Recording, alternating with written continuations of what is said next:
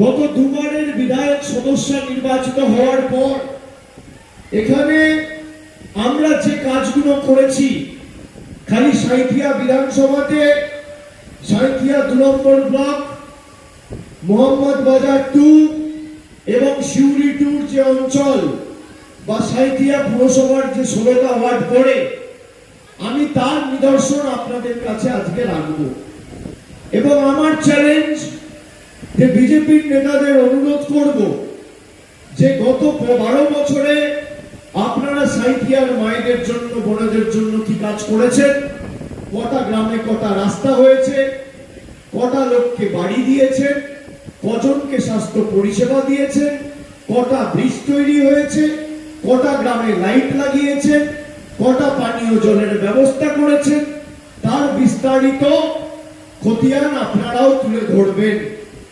আমি প্রথমেই আপনাদের বলি, সাঁইথিয়া ব্লক প্রাথমিক স্বাস্থ্য কেন্দ্রকে সাঁইথিয়া স্টেট জেনারেল হাসপাতালে পরিণত করা হয়েছে।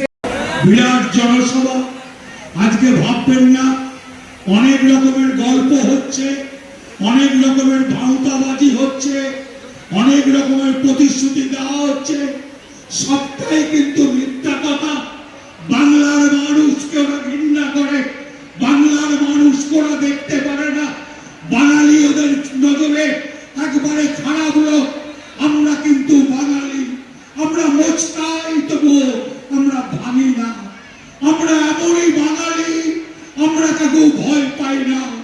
তার নেত্রী মমতা ব্যানার্জি এবং অভিষেক ব্যানার্জি, আপনাদের কাছে অনুরোধ করব, আমরা বাংলায় 294টা ক্যান্ডিডেট, তার নাম মমতা ব্যানার্জি। তৃণমূল কংগ্রেসকে ভোট দেবেন, তৃণমূল কংগ্রেসকে ভোট না দিলে বাংলায় অন্ধকার নেমে আসবেন।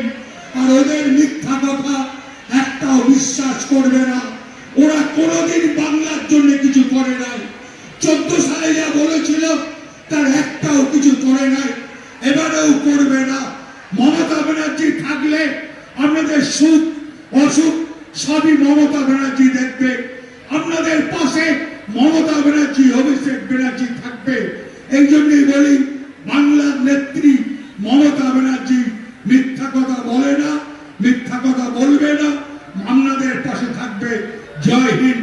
মমতা ব্যানার্জি জিন্দাবাদ, অভিষেক ব্যানার্জি জিন্দাবাদ। লীলাবতী শাহকে ব্যাপক ভোটে জয়লাভ করুন। আপনাদের এই কথা বলে আমি শেষ করছি। আমি যারা এসছেন তাদের পায়ে হাত দিয়ে প্রণাম জানাই। বয়োজ্যেষ্ঠ যারা আছেন, সমবয়সী সতীর্থ যারা আছেন, তাদের শুভেচ্ছা জানাই, অভিনন্দন জানাই।